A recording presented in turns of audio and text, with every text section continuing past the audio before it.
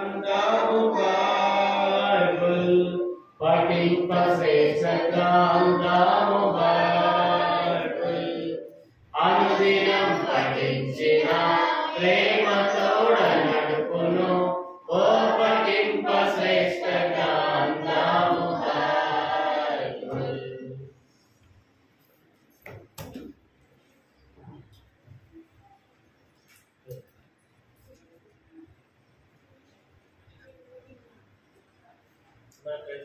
Praise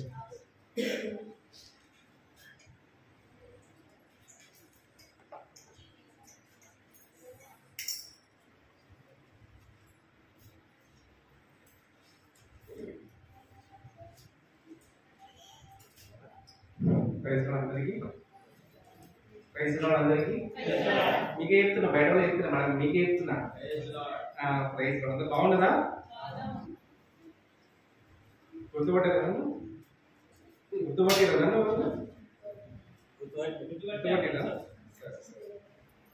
కొంచెం ఆలస్యమైంది, నాకు ఇన్ఫర్మేషన్ లేట్ వచ్చింది. యాక్చువల్లీ నేను వేరే వేరే ఆలోచనలో మేము ఉన్నాము.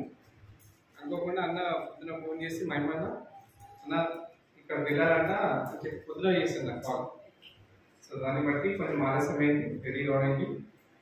సరే ఏదేమైనా సరే, ఇంతకుముందు మనం ధ్యానించుకున్నాం ఒక మాట గుర్తుకు దొరికాక పోయిన వారమా ఏ వారం వచ్చినా మీ దగ్గరికి 2-3 వారాల క్రితం వచ్చినట్టున్నా.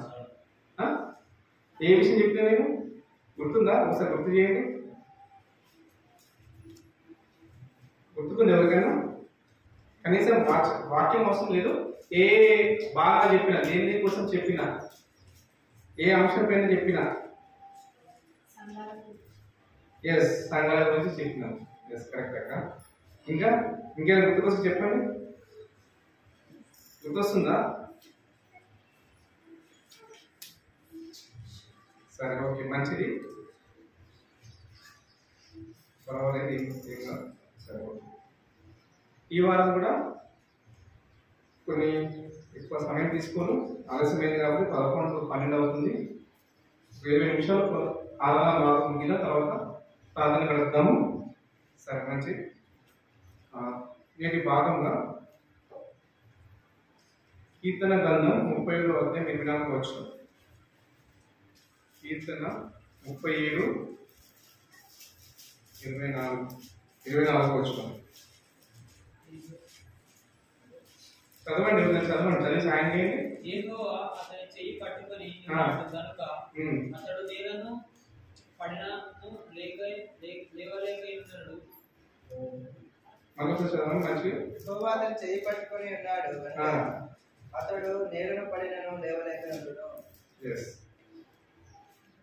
యెహోవా అతని చెయ్యి పట్టుకొని ఉన్నాడు కనుక అతడు నేలను పడినను లేవలేక ఉన్నాడు. ఓకే, ప్రార్థన చేసుకున్నాం. చిన్న ప్రార్థన. ప్రమేణ మా దేవ మీకు స్తోత్రాలు. మరి ఈ యొక్క ఉదయకాల సమయంలో ప్రభావ మరి నీ మందిరంలో చేరి మరి మేము నేను ఆరాధించటకు ప్రభావ, మరి నేను స్తుతించటకు, నేను గణపరచటకు, నీ వాక్యాన్ని ధ్యానించటకు, ముఖ్యంగా ప్రార్థనలో గడుపుటకు మరి బలలో పాల్గొందులకు మేమందరం సిద్ధపడి ఉన్నాము. మా హృదయాలను చక్కపరచండి, సరిదిద్దండి. మరి నీకు ఆయాస్కరమైన దుఃఖకరమైన మాలో ఏమైనా శ్రమించి కనికరించి నీ కృప చూపును నడిపించమని ప్రార్థిస్తున్నామని నీకు వందనాలు. మరి యోగ్యత లేని నన్ను ఇక్కడ నిలబెట్టిన దేవానికి వందనాలు.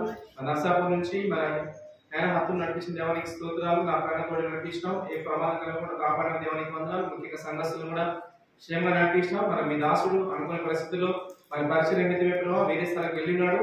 మరి తనను కూడా క్షేమంగా నడిపించి అక్కడ పరిచయం వాడుకొని సహాయం చేయండి.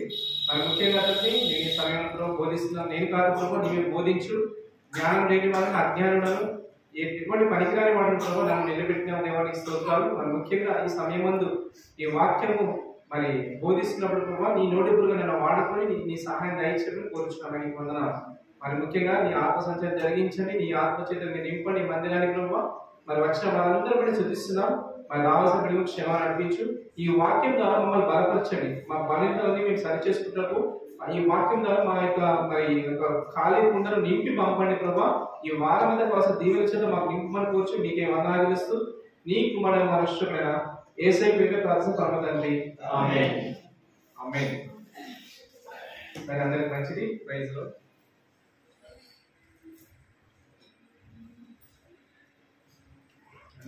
ఆలస్యమైంది, కొంచెం లేట్ వచ్చింది కాబట్టి కొంచెం లేట్ అయింది, ఏమనుకోకండి. సరే, మనం చదువుకున్న వాక్య భాగంలో చూపెడితే కీర్తన గ్రంథం 37 వచనం. యెహోవా అతని చెయ్యి పట్టుకొని ఉన్నాడు గనుక అతడు నేలను పడినను లేవలేక ఉన్నాడు. ఇక్కడ ఎంత మంచి వాగ్దానం ఇస్తున్నాడు దేవుడు దావీదుకి. ఇక్కడ చూస్తే దావీదు కీర్తన 37 వచనం చూస్తే అతడు నేలలో పడి ఉన్నా సరే తనకి లేవనెత్తడానికి తన చెయ్యి పట్టుకుంటున్నాడు. అంటే మన జీవితాల్లో మనకు కూడా గమనించే ఇక్కడ దావీదు తన కీర్తన ఏం రాస్తున్నా అంటే ఈ యుద్ధాలు ఏమేమో తన జీవితంలో ఏవైతే ఎదుర్కొంటున్నాడో వాటన్నిటిని బట్టి నా చెయ్యి పట్టుకో ప్రభువా, నేను వీటన్ని జయించాలా. ఎలా జయించాలా? నువ్వు నా చెయ్యి పట్టుకుంటేనే జయిస్తాను, నువ్వు చెయ్యి పట్టుకోకపోతే నా వల్ల కాదు. ఇంత పెద్ద రాజ్యానికి రాజును, కానీ నువ్వు లేని నేను చేయలేను, నువ్వు లేని నా వల్ల కాదు, కాబట్టి నా చెయ్యి పట్టుకోండి. నిజానికి మన జనరల్ గా మన మామూలుగా చిన్నపిల్లలు తీసుకుని వెళ్తున్నాం, రోడ్డు పైన నడుస్తూ వెళ్తుంటాము. మనం ఏం చేస్తాము? వాళ్ళు ఇష్టపెట్టి మనం నడుస్తామా, మనం చేయి పట్టుకుంటామా? ఇప్పుడు 5 సంవత్సరాలు 4 సంవత్సరాల పిల్లలు రోడ్డు పైన అంత ఈజీగా ఇష్టపెట్టాం కదా. సో భౌతికంగా మన పిల్లల కోసం మనం ఇంత ప్రయాసపడుతుంటే, ఇంత జాగ్రత్తగా చేపట్టుకుని చూస్తుంటే, మన ఆత్మీయ తండ్రి మన దేవుడు కూడా మన చేయి పట్టుకుని ఆశపడుతున్నాడు. కానీ మనం ఏం చేస్తున్నాం? దేవుని చేయి విడిచిపెట్టి ఎక్కడెక్కడో వెళ్తున్నాం. ఏ సమస్య వచ్చింది అనుకోండి, ఆ సమస్య ఎవరి ద్వారా అవుతుందో మనం విడిచిపెడుతున్నాం. ఫర్ ఎగ్జాంపుల్ ఏదైనా విషయం సమస్య ఉంటే, ఒక కమ్యూనిటీ సమస్య అంటే సమాజ సమస్య ఎమ్మెల్యే దగ్గరికి పోతాం, గ్రామ సమస్య సర్పంచ్ దగ్గరికి పోతాం. కానీ మనం ఫస్ట్ ఎవరి దగ్గరికి పోవాలి? మన సమస్యకి దేవుని దగ్గరికి పోవాలి. కానీ ఎవరెవరో చేయి చాపుతున్నాం. మనకు ఆర్థిక ఇబ్బందులు ఎవరెవరో చేయి చాపి, అయ్యా నాకు ఈ పరిస్థితుల్లో ఉన్నా, మా బిడ్డకు ఆపరేషన్ చేయించాలి, మా బిడ్డకు పెళ్లి చేయాలి, మా కొడుకు చదివించాలి, నాకు ఆర్థిక సాయం చేయమని వాళ్ళ వీళ్ళకి అడుగుతాం. అప్పు ఇయ్యు, ఇంత మింతైనా సరే అంత మింతైనా సరే. కానీ మన జీవితాల్లో మనం అది కాదు. ఆత్మీయమే మన లోకస్తులకు మనకు తేడా ఏంటంటే ఫస్ట్ మన తండ్రిని అడగాలి. ప్రభు అయిన దేవా, తండ్రి నువ్వు నన్ను కన్నావు, నేనేం చేయాలి? నేను ఈ సమస్యలో ఇట్లు ఉన్నా, నాకు ఏం చేయాలి?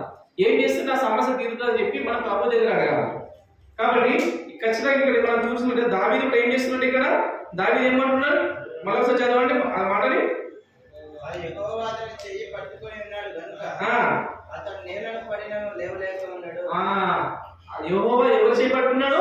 అతను దావీదు చేయి పట్టుకున్నాడు. కాబట్టి ఆ నేల పడ్డా కూడా అతను లేవడానికి సిద్ధంగా ఉన్నాడు, లేవడానికి. కాబట్టి మన జీవితంలో కూడా మనం ఎవరు చేయి పట్టుకోవాలి? ఇక్కడ దావీదు వల్ల మనం కూడా ప్రభు అయిన యేసు చేయి పట్టుకోవాలి. ఎప్పుడైతే మనం యేసు చేయి పట్టుకుంటామో ఖచ్చితంగా మనం పడిపోకుండా జాగ్రత్త పడతాం. ఇప్పుడు ఎప్పుడు ఎగ్జాంపుల్ అర్థమైంది కదా.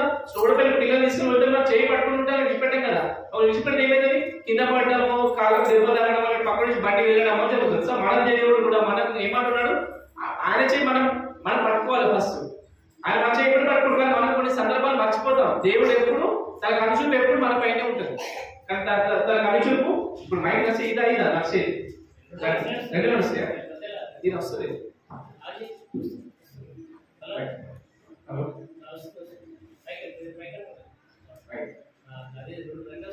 ఓకే. అయితే దేవుడు ఏమని చెప్తున్నాడంటే,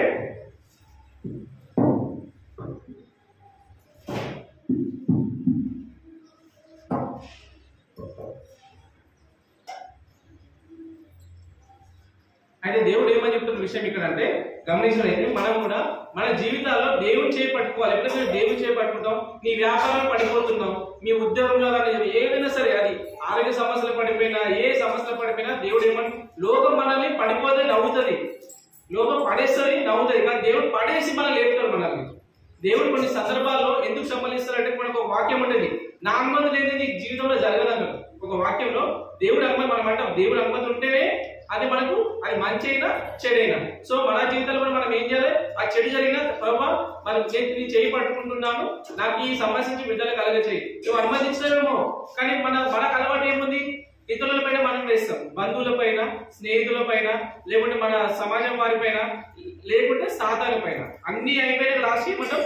సాతాను నాకు ఇంత శోధిస్తున్నాడు, సైతాను ఎప్పుడు నన్ను చేస్తున్నాడు, ప్రతి సమస్య, ఆర్థిక సమస్య కానీ, ఈ కుటుంబ సమస్యలు ఏమున్నా ఈ సైతాన్ని ఇస్తున్నాడు అని చెప్పి మనం అనుకుంటాం. కొన్ని సందర్భాల్లో భార్య మీద చెప్తాం, కొన్ని సందర్భాల్లో భర్త మీద చెప్తాం, కొన్ని సందర్భాల్లో పిల్లల మీద పెట్టేస్తాం.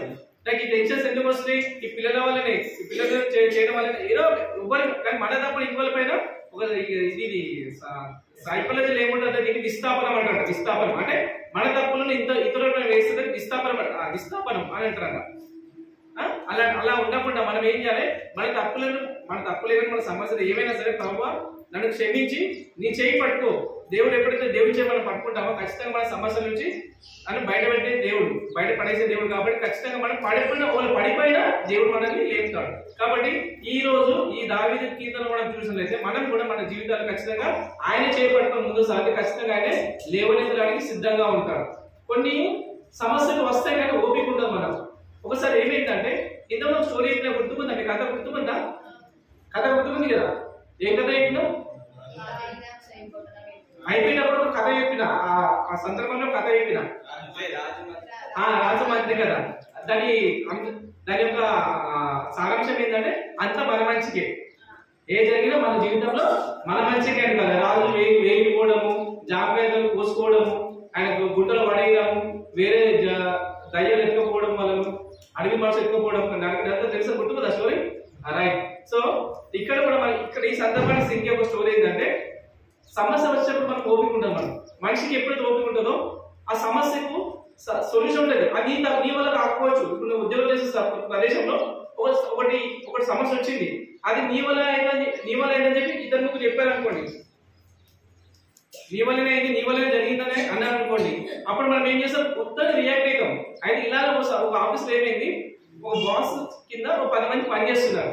ఒక బాస్ దగ్గర 10 మంది పనిచేస్తున్నారు. ఆ పనిచేసిన దాని ఏమైందంటే ఒక చిన్న సమస్య, అది టెక్నికల్ సమస్య, ఏదో సమస్య వచ్చేసింది. ఆ సమస్య వస్తే ఇది కొంతమంది ఏం చేశారంటే ఎక్కువ మంది పేరు ఆ వ్యక్తి పేరు చెప్పారు, విశ్వాస పేరు చెప్పారు.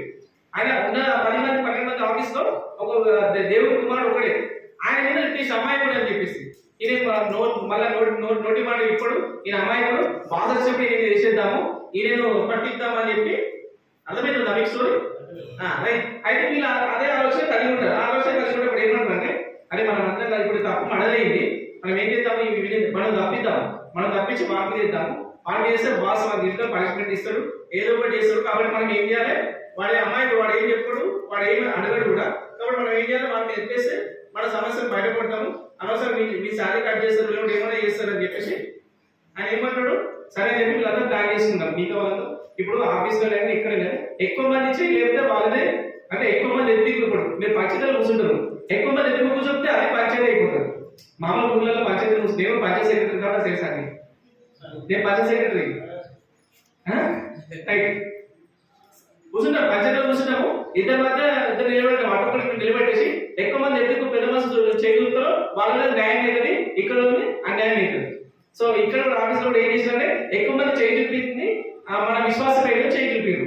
సరే కానీ అని చెప్పి అయితే బాస్ వచ్చి టైం అయింది.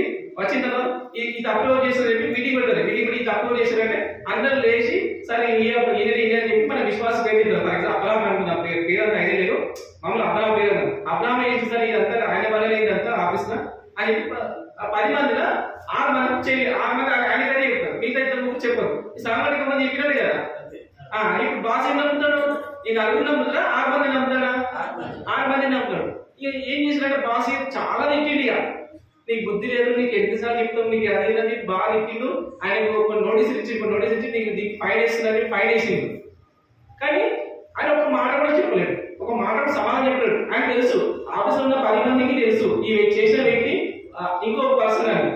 కానీ ఆయన తెలుసు, ఈయన తెలుసు, అబ్రాహం కూడా తెలుసు ఆ విషయం, కానీ చెప్పలేడు, ఏమన్నాడు. సరే అని చెప్పి మనసు ఏం చేసి ప్రార్థన చేసి ప్రభువా నా తప్పులేం లేదు, ఈ వాక్యం ఎత్తుకున్నాడట. ఏమి వాక్యం? 37వ అధ్యాయం 35వ వచనం 24వ వచనం ఎత్తుకున్నాడు లోపల. ప్రభువా నా ఈ సమయంలో నా చేయి పట్టుకోవాలి చెప్పి ప్రార్థన చేసుకున్నాట. ఇక అయిపోయింది. ఆ రోజు బాగా ఇచ్చిండు, పనిష్మెంట్ అయింది, ఫైన్, జీతంలో కొంచెం అమౌంట్ కట్ చేసింది. ఇక జీతం పట్టాక ఒక వారం తర్వాత తెలిసిన విషయం నేను బాస్ తెలిసింది. ఏమని తెలిసింది? ఈ తప్పు ఇలా చేయాలని చెప్పి అది ఎంత తెలిసినో తెలుస్తుంది. తప్పు ఎప్పుడు దాగదు, అవునా కదా? ఇప్పుడు కాకపోయినా 10 రోజులకైనా నెలకైనా సంవత్సరాలకైనా తెలిసి దొరుకుతాం మనం. దేవుని దగ్గర మనుషులకు ఈ మధ్య దేవుడు తొందర చూపిస్తుంది రిజల్ట్, అవునా కదా? ఇంతకుముందు ఎప్పుడో జరిగేది, ఎప్పుడో అయ్యేది. కానీ ఇప్పుడు మనం చేసేటప్పుడు కొన్ని క్షణాల్లో కొన్ని గంటలు తెలిసిపోతుంది. మన దేవుడు చూపిస్తున్నాడు అక్కడ మూర్తి. అంటే నేను కూడా అనుభవించా చూపిస్తా కొన్ని. అందుకనే ఇది జరిగింది కదా, జీతం ఇచ్చినప్పుడు అదే బాబు వాళ్ళు తప్పు చేసావు కదా, నీ శాలరీ కట్ చేస్తుంది, కట్ చేసింది సార్. సరే సార్, ఓకే సార్, పర్వాలేదు సార్ అన్నాడు.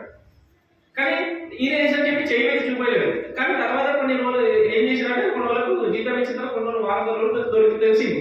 అది అబ్రహాం చేయని తప్పు ఈ అబ్బాయి చేసింది కదా, అది ఆయనకి పనిష్మెంట్ ఇచ్చిన ఎందుకంటే ఆయన కుమిలిపోతున్నాడు మనసులో బాస్.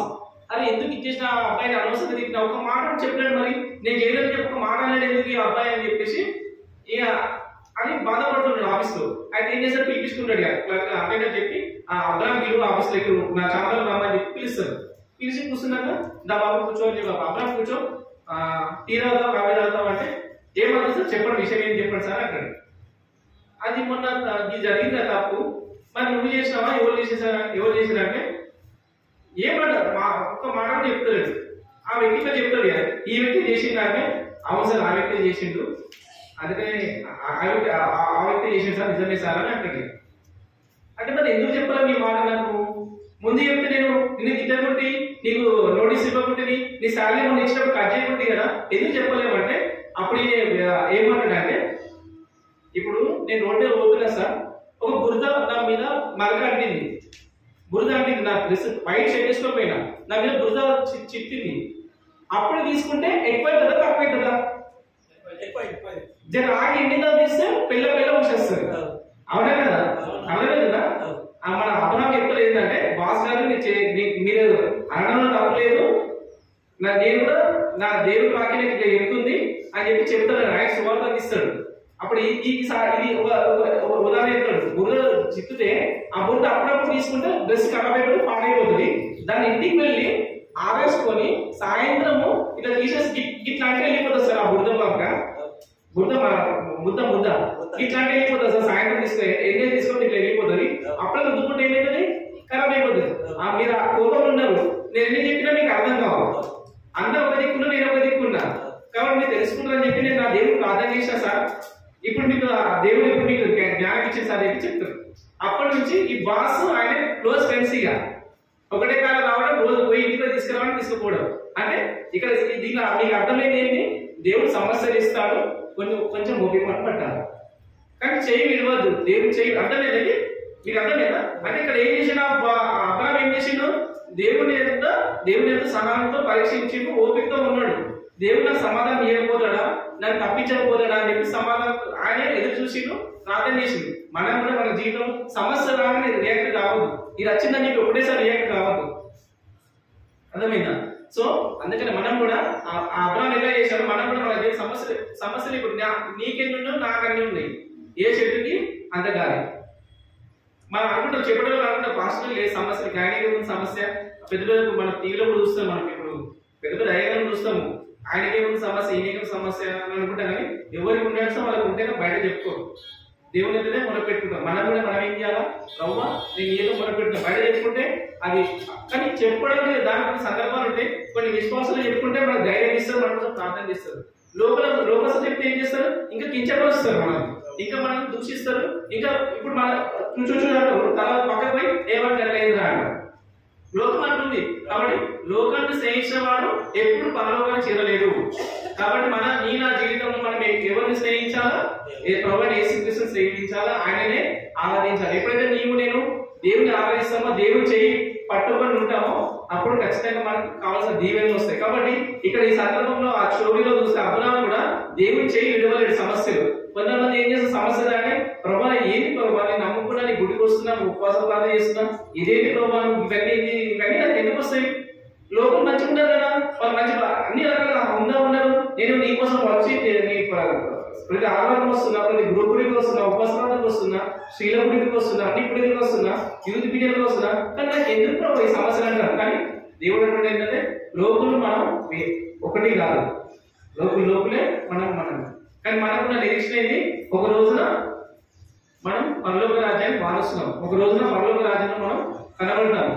కాబట్టి మన జీవితంలో ఖచ్చితంగా మనం ఏం చేయాలి, ఓపికతో సహనంతో. నా ఆఫీస్ లో కూడా ఎన్నో ఉండేనాము, నేను చెప్తే మీరు నమ్మరు కానీ మా ఆఫీస్ లో 30 మందిని, నేను ఒక్కరిని వేరు, ఆ 30 మంది వేరు, నేను ఒక్కరిని 30 మంది వేరు. మాకు ఆయన యుద్ధం చేస్తలే, మాకు యుద్ధం అంటే దేవుడి పరంగానే కానీ మరీ కొట్లాడడం ఏదో చేయడం కాదు. కానీ వాళ్ళకి చెప్తాను ఇట్లా రాదని చెప్తాను కూడా. వాళ్ళు కూడా కానీ ఎంత చెప్పినా కూడా, నేను ఎంత ఓపిక చెప్పినా కూడా నాకు మాట వినరు, నాకే వ్యతిరేకంగా మాట్లాడతారు కొంతమంది. సో ఆయన పర్వాలేదు, నేను ఓపికతో ఉంటా. ఏ సమస్య ప్రభావ ఆఫీస్లోకి సమస్య వచ్చింది, ఏం చేస్తావు నీవే చేయి ప్రభా, దాన్ని ఎంత తీరుస్తావు నువ్వే తీరు ప్రభా, నా చేయి విడవ ఈ సమస్యలో అని చెప్పి ప్రార్థన చేస్తాం. సో మన జీవితంలో మనం ఖచ్చితంగా ఏం చేయాలా, ఏది రాని ఒక సందర్భంలో పేతురు సమస్య వస్తుంది. పేతురు ఎవరు శిష్యుడు? యేసుప్రభు శిష్యుల్లో ప్రధానమైన వాడు పేతురు. ఏమైతే తెలుసా, పేతురు యేసుప్రభు మాట్లాడాడు, పేతురు ఇంతగా ప్రేమిస్తున్నావు కదా నువ్వు, తెల్లారి కోడి ఉయ్యక ముందు ఉమ్మాలను నా ఎరగనని చెప్తావు అంటాడు. గుర్తుకున్న సందర్భం దేవుడు యేసుప్రభు అప్పచెప్పే ముందు రోజు చెప్తాడు, రేపు ఉదయాన్న కోడి ఉయ్యక ముందు నా గురించి 3 సార్లు ఉమ్మాలంటే 3 సార్లు అబద్ధం ఆడతావు అని చెప్తున్నాడు.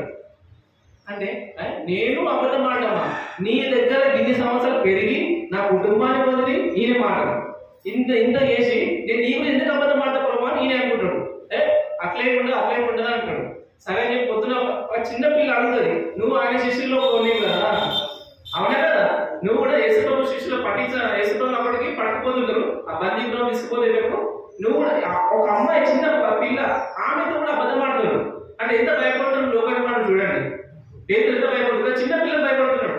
శతాధిపతి కాదు, పెద్ద ఆయన రాజు కాదు, ఆయన పెద్ద ఇది కాదు, పాప భయపడుతున్నాడు. ఎంత ఆలోచించాలి కాబట్టి అంటే ఆ సమస్యను బట్టి అంటే నన్ను కూడా యేసుప్రభులో తీసుకుపోతారేమో, నన్ను కూడా బంధించి చంపేస్తారేమో, ఈ విధంగా భయపడ్డాడు. మనము దేవుళ్ళకి వచ్చినాము, ఖచ్చితంగా సావైనా బ్రతికైనా ఆయనతోనే అలాగే జీవించాలి మన జీవితంలో.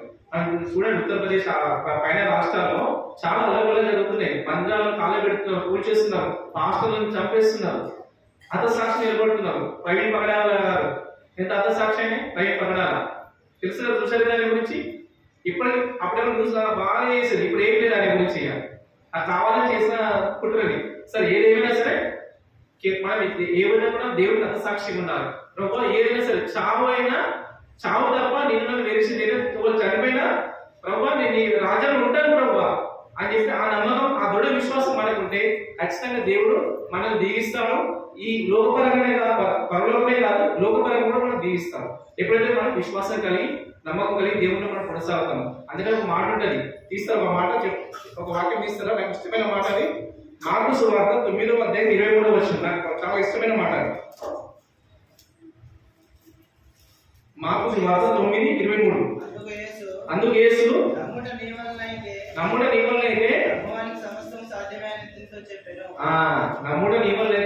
నమ్మువానికి సమస్తం సాధ్యమే. ఎప్పుడైతే మనం నమ్ముతామో, ఎప్పుడైతే మనం విశ్వసిస్తామో ప్రభు యందు, ఖచ్చితంగా మన యొక్క అసాధ్యమైన లేదు మన జీవితంలో ప్రతిదీ సాధించడానికి దేవుడు సమర్థుడు. కాబట్టి దేవుని ఎడల మనం నమ్మకం కలిగి ఉంటే అదే మనకు జీవం.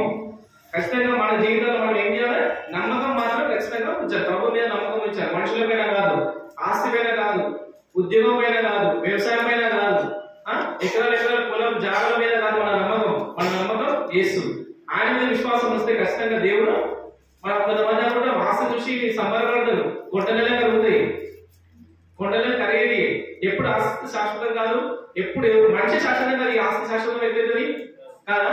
సో తప్పనిసరిగా మనం ఎవరిపైన నమ్మకం ఉంచాలి, దేవుడి నమ్మకం ఉంచి ఆయనే మన ఆస్తి, ఆయనే మన ఆస్తి. అప్పుడు ఎప్పుడైతే నువ్వు అనుకుంటావో నీ జీవితంలో, నా జీవితంలో ఏ సమస్య వచ్చినా ప్రభా నువ్వు ఉండగా నాకు ఎంత ఇది కానీ లేదా,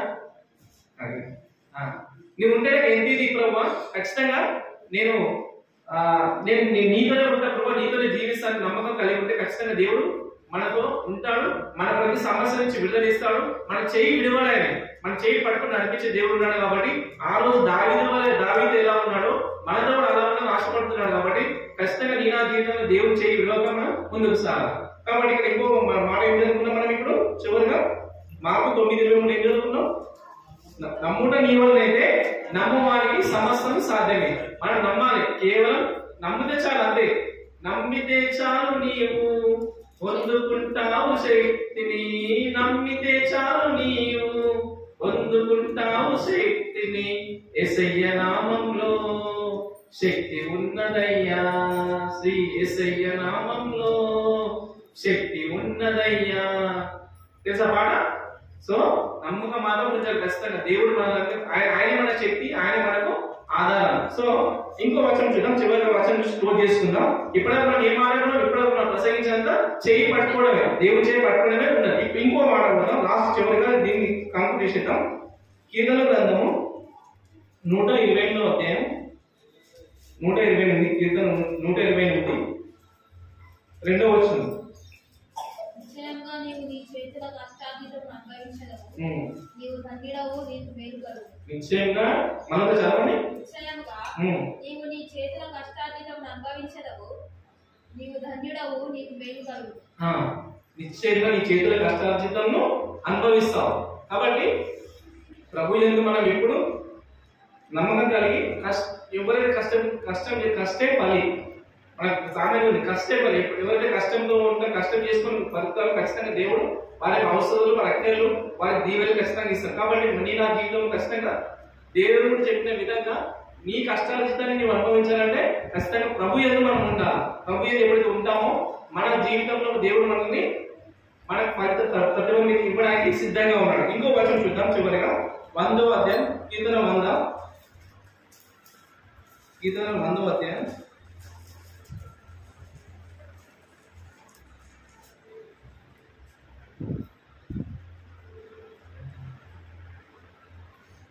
3వ వచనం. యెహోవాయే దేవుడని తెలుసుకొనిడి. ఆయనే మనలను పుట్టించును. మనము ఆయన వారము, మనము ఆయన ప్రజలము, ఆయన మేపు గొర్రెలము. ఇక్కడ ఏమంటున్నాడు మనకు చదవండి. యెహోవాయే దేవుడని తెలుసుకోండి. యెహోవాయే దేవుడని తెలుసుకోండి. ఎవరు తెలుసుకోవాలి మనం? యెహోవాయే దేవుడు. మన దేవుడు యెహోవాని తెలుసుకోండి. ఆయనే మనల్ని పుట్టించెను. మనము ఆయన వారము, మనం ఆయన వారము, మనము ఆయన ప్రజలము, మనం ఆయన ప్రజలము, ఆయన మేపు గొర్రెలము. మనం ఎవరి వారం అంటే ఇక్కడ ఆయన వారు, మన దేవుడి వారం. కాబట్టి మనల్ని పుట్టించింది ఎవరు? ఆయనే. దేవుడే మనల్ని పుట్టించిండు. దేవుడే మనల్ని కాపరి. మనం ఆయన ప్రజలమే ఉన్నాము. కాబట్టి ఇక్కడ చూసినట్లయితే మనం పుట్టించిన దేవుడు, మనం ఆయన వారికి ఉన్నాం కాబట్టి ఇక్కడ గమనించండి, ఆయన ప్రజలం కాబట్టి ఆయన ప్రజలు ఉన్న వాళ్ళకి ఏమైనా పొదువు ఉంటుందా? ఊళ్ళో కూడా పొదువులు ఉండొచ్చు, కానీ పరలోకంలో సమృద్ధిగా దీవెన మనకు ఉంటాయి. కాబట్టి మీరు గమనించండి, ఇక్కడ మనం ఆయన ప్రజలం కాబట్టి తప్పనిసరిగా నీ నా జీవితంలో ఆయన మనం పుట్టించి నమ్మితే, ఆయన నుంచి విశ్వాసం మనం వస్తే, నమ్మకం వస్తే దేవుడు ఖచ్చితంగా మనకు దీవెన సిద్ధంగా ఉన్నాడు. కాబట్టి మన జీవితంలో ఖచ్చితంగా మనం ఏం చేయాలి? ప్రభు యందు విశ్వాసం ఉంచండి, దేవుడిని సేవించాలి, ఆయనని సేవించాలి. ఇబ్బంది మనుషులను కాదు, మన ఆస్తిని కాదు ఆరాధించడము, మన కుటుంబాన్ని ఆరాధించడం కాదు, మనం ఆరాధించవలసింది దేవుని. ఎప్పుడైతే దేవుడిని ఆరాధిస్తామో దేవుడు మన కష్టార్జితాన్ని ఆస్వాదించడం సిద్ధంగా ఉన్నాడు, కానీ మనము సిద్ధంగా లేదు. ఆయన రెడీ ఉన్నాడు, కానీ మనమే ఆయన చెయ్యి ఇవ్వలేకపోతున్నాం. ఎందుకు? మన పాపాలు, మన తప్పుల వల్ల, మన పాపాల వల్ల దేవుడు చేయలేకపోతున్నాం. కాబట్టి నీ నా జీవితంలో ఖచ్చితంగా సమస్య ఉంటుంది, సమస్య పరిష్కారం ఉంటుంది, దానికి ఓపిక రావాలి. అబ్రాహం చూసాం కదా స్టోరీలో, అబ్రాహం ఎలా ఓపిక ఉన్నాడో, ఎప్పుడైతే ఓపిక ఉన్నాడో కూర్చున్నాడు, ఓపిక బట్టి తర్వాత ఎంత మంచి ఫ్రెండ్స్ అయిపోయారు, ఇద్దరు ఒకటే కాలం రావడం, ఒకటే కాలం పోవడం, అంటే దేవుడు ఆ విధంగా దీవిస్తాడు. యోగుని కూడా చూడండి, యోగు కూడా కష్టాలు చూడండి, చివరికి ఎంత దీవెన వచ్చిందా? నీకు ఎన్నో కష్టాలు అనుభవించింది యోగు. చివరికి భార్య తిని నువ్వు చెప్పించి భద్రంగా చెప్తుంది భార్య, దేవుడు చెప్పించు ఏందని పెళ్లికలు గీక్కుంటున్నావు, అంత రక్తము అంత చూడని మనకి కుక్కలేసి నాకున్నాడు ఆ శరీరాన్ని, అంత దీనాస్థితిలో ఉన్నాడు ఆయన యోగు. కానీ చివరికి ఎంత దీవులు వచ్చాయి? 200 దీవులు వచ్చాయంట. పశువులు 200, కుటుంబం 200, ఇన్ని విధాలుగా ఆ దేశంలో ఆయన ఆస్తిపరులేడట, యోగులాంటి ఆస్తిపరుడు. సో అలాంటి ఆస్తిపరులు కావాలంటే ఆ యోగ వల్ల ఓపిక కలిగి ఉండాలి. యోగ వల్ల ఓపిక కలిగి మనం జీవిస్తే ఖచ్చితంగా దేవుడు దీవిస్తాడు. మనం చూసాడు, పేతురు గురించి చూసాం కదా, పేతురు ఆ మాట అన్నాడు కదా, నేను ఎదుగును అని చెప్పి 3 సార్లు అంటాడు. కానీ అప్పుడు ప్రభువు చేయమన్నాడు, పేతురు నేను రాత్రి చెప్పినా కదా, 3 సార్లు ఎదుగుమని చెప్పినా అన్నాను కదా అని.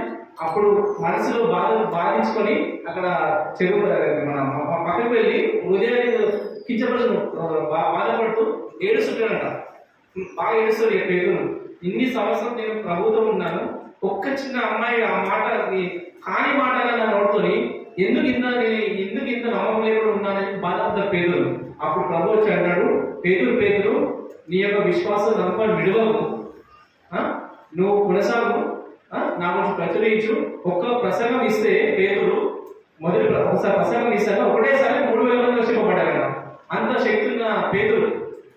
సో అంటే మనుషుల సహజంగా కొన్ని తప్పులు చేస్తుంటాం, బలహీనత పట్టు ఏదో సమస్య పట్టు చేస్తాము, కానీ దేవుడు గొప్పవాడు కాబట్టి కొంచెం మనం చేసే ముందు ఆలోచన చేయాలా, ఇది ప్రభువుకి ఇష్టకరంగా ఉందా, ప్రభువుకి నేను ఇష్టంగా జీవిస్తున్నానా, వాక్యానుసారంగా ఉందా లేదా అని మనం ఎప్పుడైతే పరీక్షించుకుంటామో ఖచ్చితంగా దేవుడు మనల్ని దీవించడానికి సిద్ధంగా ఉన్నాడు. తర్వాత పేదలు ఆయన బాధ మీద కుండలను చూసి దేవుడు ఆ విధంగా దీవెనిచ్చాడు. ప్రభు ఏమని ఒక్క ప్రసంగంలో 3000 మంది బాప్తిసం పొందినారు, రక్షింపబడ్డారు ఆ పేదల యొక్క ప్రసంగంలో. సో అలాంటి జీవితం మనకు ఉండాలంటే మనం కూడా దేవుడి దగ్గర వచ్చి నలుగురుకోవాలి. ప్రభుత్వాన్ని క్షమించు, సరే ఇప్పటికీ అయిపోయిన పాపం క్షమించు, ఇక ముందు చేయకూడదు కాపాడు ప్రభు అని చెప్పి ప్రభు దగ్గర వచ్చి మనం ప్రార్థిద్దాం. సో అందరం ఉన్న పాట మోకరించినట్లయితే ప్రార్థన చేసుకుందాం.